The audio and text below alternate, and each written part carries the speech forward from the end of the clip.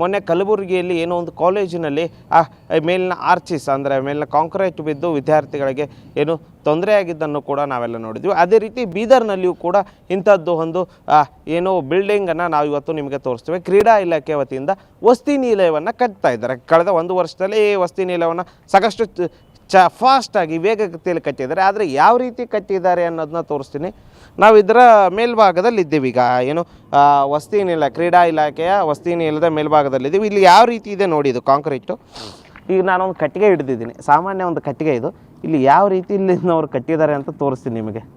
ಇಲ್ಲಿ ನೋಡಿ ಇದು ಕಾಂಕ್ರೀಟು.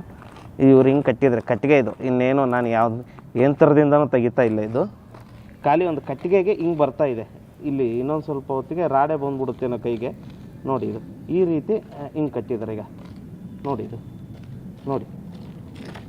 ಇದು ನೋಡಿ ಯಾವುದೋ ರಸ್ತೆ ಗಿಸ್ತೆ ಆದರೆ ಏನೋ ವಾಹನ ಸೌರಪ್ಪ ಏನೋ ಮಾಡಿಬಿಡ್ತಾರೆ, ನೋಡ್ಕೊಂಡಾದ್ರೂ ಒಯ್ತಾರೆ. ಮೇಲ್ಭಾಗದಲ್ಲಿ ಇರುತ್ತೆ. 100 ಜನ ಕ್ರೀಡಾಪಟುಗಳು, ಕ್ರೀಡಾ ವಿದ್ಯಾರ್ಥಿಗಳು ಕಲಿತಿರ್ತಾರೆ. ಅಂಥವರು ಓದೋಂಥ ಶಾಲೆ ಇದು. ನೋಡಿರಿ ಏನು ಅಂತಿಲ್ಲ, ಕಟ್ಟಿಗೆಯಿಂದ ಇದು ನೋಡಿ. ಇದು ಹೆಂಗೆ ಕಟ್ಟಿಗೆಯಿಂದನೇ ಬರುತ್ತೆ ಅಂದರೆ, ಇದು ಜೋರಾಗಿ ಮಳೆ ಬಂದರೆ ಇದ್ರ ಪರಿಸ್ಥಿತಿ ಏನಾಗ್ಬೋದು ನೋಡಿ. ಇದನ್ನು ಇನ್ನು ಕಬ್ಬನ ಹಚ್ಚಿ ಹೊಡೆದ್ಬಿಟ್ರು ಅಂದರೂ ಇದು ಏನೂ ಉಳಿಯಲ್ಲ ಇದರಲ್ಲಿ. ಸಾಮಾನ್ಯ ಒಂದು ಕಟ್ಟಿಗೆಗೆ ಹಿಂಗೆ ಬರ್ತಾಯಿದೆ. ಕ್ರೀಡಾ ಇಲಾಖೆ ವಸತಿ ನಿಲಯ ಕ್ರೀಡಾಪಟುಗಳಿಗೆ ಪ್ರೋತ್ಸಾಹ ನೀಡಲು ಇಟ್ಟಿರ್ತಾರೆ ನೋಡಿ. ಇದು ಪೂರ್ತಿಯಾಗಿ ಇದನ್ನು ಯಾವನು ಕಟ್ಟಿದನೋ ಗೊತ್ತಿಲ್ಲ. ನಿಜಕ್ಕೂ ಏನೋ ಮಕ್ಕಳ ಜೀವ ತೆಗಿಬೇಕು ಅಂತ ಹೊಟ್ಟಿದಾರೋ ಗೊತ್ತಿಲ್ಲ ಈ ಇಲಾಖೆಯವರು. ಇಲ್ಲಿ ಕಂಕ್ರೀನೂ ಬರ್ತಿಲ್ಲ, ಅಂದರೆ ಕಡಿ ಅಂತ ಏನಂತೀವಿ ಅದು ಕೂಡ ಬರ್ತಿಲ್ಲ ಇದರಲ್ಲಿ. ನೋಡಿ ಇದು ಹೆಂಗೆ ಕೆದರ್ತಿರೋ ಹಂಗೆ ಬರ್ತಿದೆ. ಈಗ ಅದು ಪೂರ್ತಿ ಮೇಲ್ಪದ್ರ 1.5 ಇಂಚಿನಷ್ಟು ಬರ್ತಿದೆ. ಇದು ಒಂದೇ ಅಂತಲ್ಲ, ನಾನು ನಿಮ್ಗೆ ಯಾವುದೋ ಒಂದು ತೋರಿಸ್ತಿದ್ದೀನಿ ಅಂತ ತಿಳ್ಕೊಬೇಡಿ, ಬೇರೆ ಬೇರೆದು ತೋರಿಸ್ತೀನಿ. ಇದೇ ಕಟ್ಟಿಗೆಯಿಂದನೇ ತೋರಿಸ್ತೀನಿ ಇಲ್ಲಿ ಯಾವ ರೀತಿ ವ್ಯವಸ್ಥೆಯನ್ನು ಕ್ರೀಡಾ ಇಲಾಖೆ ವಸತಿ ನಿಲಯದಲ್ಲಿ ಇದೆ ಅಂತ ನೋಡಿ. ಇದು ಒಂದಿದು ಇಲ್ಲಿ ಇದನ್ನು ಕೂಡ ಅಷ್ಟೇ. ಈಗ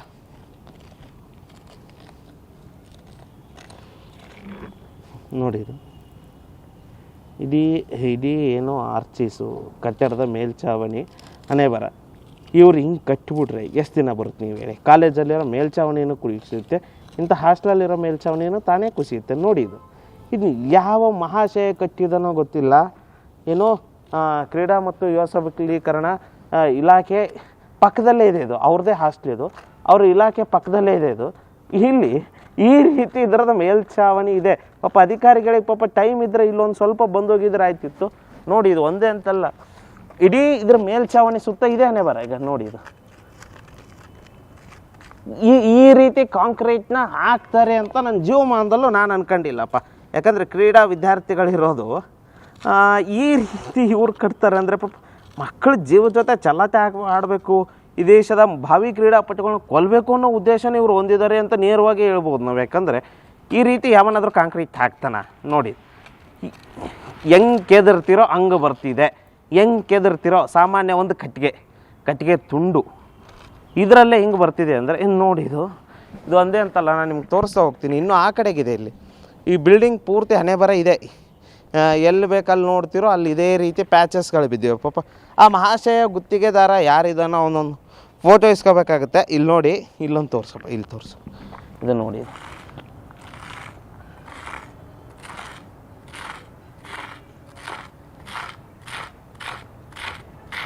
ಕಟ್ಟಿಗೆಗೆ ಬರ್ತಿರೋದು ಇಷ್ಟು.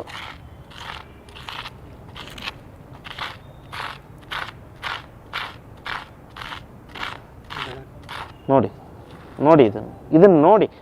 ಗಾರೆ ಕೆಲಸದವ್ರಿಗಿಂತ ಕಡೆ ಕೆಲಸ ಮಾಡ್ತಿದ್ವಿ. ಯಾಕಂದರೆ ಮಕ್ಕಳ ಜೀವನ ಇದೆ ಇದರಲ್ಲಿ, ಮಕ್ಕಳ ಜೀವನ ಇರ್ತಿದ್ರಲ್ಲಿ ನಾವು ಅದನ್ನ ತೋರಿಸ್ತೀವಿ. ಯಾಕಂದರೆ ಭವಿಷ್ಯದ ಕ್ರೀಡಾಪಟುಗಳನ್ನ ಯಾವ ರೀತಿ ಇವರು ಸಂರಕ್ಷಿಸ್ತಿದ್ದಾರೆ, ಅವ್ರಿಗೆ ವಸತಿ ನಿಲಯದ ಇಟ್ಟು ಕ್ರೀಡೆಯನ್ನು ಪ್ರೋತ್ಸಾಹಿಸಬೇಕು, ಒಲಿಂಪಿಕ್ಸ್ ಗೆಲ್ಲಿಸ್ಬೇಕು ಅನ್ನೋ ಉದ್ದೇಶ ಇವ್ರದಾಗಿದ್ದರೆ ದಯವಿಟ್ಟು ಇಂಥ ಕಾಮಗಾರಿಯನ್ನು ಮಾಡಿಬಿಡಿ, ನಿಲ್ಲಿಸ್ಬಿಡಿ. ಮಕ್ಕಳವ್ರ ಮನೆಯಲ್ಲಿ ತಂದೆ ತಾಯಿ ಜೊತೆಗೆ ಉಂಡು ತಿಂದು ಚೆನ್ನಾಗಿರ್ತಾರೆ. ದೇಶಕ್ಕೋಸ್ಕರ ಏನೋ ಸಾಧನೆ ಮಾಡಬೇಕು, ಕ್ರೀಡೆಗೆ ಏನೋ ಒಂದು ಮಾಡಬೇಕು ಅಂತೇಳಿ ಬಂದುಬಿಟ್ಟು ನಿಮ್ಮ ಸರ್ಕಾರದ ಈ ಕಟ್ಟಡದಲ್ಲಿ ಇದ್ಬಿಟ್ರೆ ಖಂಡಿತ ಅವ್ರ ಜೀವನ ಉಳಿಯಲ್ಲ. ಈ ರೀತಿ ನೀವು ಮಾಡಿಬಿಟ್ರೆ ನೋಡಿ, ಇದನ್ನು ಹೆಂಗೆ ಕೆದರ್ತಿರೋ ಹಂಗೆ ಬರ್ತಿದ್ದಾರೆ ಸ್ವಾಮಿ. ನಾಚಿಕೆ ಮಾನ ಮರ್ಯಾದೆ ಅನ್ನೋದು ಅಧಿಕಾರಿಗಳಿಗಿದ್ರೆ ನೋಡಿ. ಇದು ಒಂದೇ ಅಂತ ಎಲ್ಲಿ ನೋಡ್ತೀರ ನೋಡಿ, ಇನ್ನೂ ಕಟ್ಟಿಗೆ ದೂರ ಆಯ್ತಿದೆ. ಈಗ ಕಾಲು ನೋಡಿ. ಇದು ನಾನು ಯಾಕೆ ಪದೇ ಇವನು ತೋರಿಸ್ತಿದ್ದೀನಿ ಅಂದರೆ, ಇಡೀ ಪೂರ್ತಿ ಕಟ್ಟಡ ತುಂಬ ಇದೇ ಹಣೆ ಬರ. ಹೆಂಗೆ ಕಟ್ಟಿಗೆಗೂ ಬರುತ್ತೆ ಅಂದರೆ ನೀನು ಗಿಬ್ನ ತಗೊಂಡು ಹೊಡೆದ್ರೆ ಬರಲ್ವಾ? ಜೋರಾಗಿ 1-2 ಮಳೆ, ಇದಕ್ಕೇನು ಅಂಥ ಜೋರು ಮಳೆನೂ ಬಂದಿಲ್ಲ. ಈ ವರ್ಷ ಮಳೆ ಬಂದಿಲ್ಲ. ಮಳೆ ಬಂದಿದ್ದರೆ ಇದು ಈಗಲೇ ಬಿದ್ದೋಗ್ಬಿಡ್ತಿತ್ತು. ಈ ಪರಿಸ್ಥಿತಿ ಏನೋ ಇಲ್ಲಿ ಇದೆ. ಇಲ್ಲೀಗ ಈ ರೀತಿ ಆಗಿರೋದಕ್ಕೆ ಮೇಲ್ಗಡೆ ಪ್ಲಾಸ್ಟರ್ ಹಾಕ್ಬಿಟ್ಟು ಏನೋ ಮಾಡಿದ್ದಾರೆ ಜುಗಾಡು. ನೋಡ್ತಾ ಇರ್ಬೋದು ನೀವು ಇದನ್ನ ಆಮೇಲೆ ಹಾಕಿದ್ದಾರೆ. ಇದರ ತುಂಬ ಇದೇ ಹಣೆ ಬರ, ಎಲ್ಲಿ ನೋಡಿದ್ರು ಪ್ಯಾಚಸ್ಸು. ಪಾಪ ಇವ್ರಿಗೆ ಇನ್ನೂ ಕಟ್ಟಡ ಉದ್ಘಾಟನೆ ಆಗಿಲ್ಲ. ಉದ್ಘಾಟನೆ ಆಗಿ ಏನೋ 1-2 ವರ್ಷ ಆಗಿದೆ, ಆಮೇಲೆ ಹಿಂಗೆ ಆಗಿದೆ ಅಂದರೆ ಬೇರೆ. ಈ ಪೂರ್ತಿಗ ಪರಿಸ್ಥಿತಿ ಇಲ್ಲಿದೆ. ದಯವಿಟ್ಟು ಜಿಲ್ಲಾಡಳಿತ, ಉಸ್ತುವಾರಿ ಸಚಿವರು ಗಮನ ಹರಿಸಿ ಕ್ರೀಡಾಪಟುಗಳು ಬಂದು ಇಲ್ಲಿದ್ದು ಬಿಟ್ರೆ ಖಂಡಿತ ಅವ್ರು ಕ್ರೀಡಾಪಟುಗಳು ಆಗ್ತಾರೋ ಇಲ್ಲೋ ಗೊತ್ತಿಲ್ಲ, ಮನೆಗೆ ಅಥವಾ ಸ್ಮಶಾನಕ್ಕೆ ಹೆಣ ಆಗೋದು ಗ್ಯಾರಂಟಿ. ದಯವಿಟ್ಟು ಇದನ್ನು ಸಂಬಂಧಪಟ್ಟಂಥವ್ರು ನೋಡಿ. ಯಾಕೆ ಮಕ್ಕಳ ಜೀವನದ ಜೊತೆ ಚೆಲ್ಲಾಟ ಆಡಬೇಡಿ.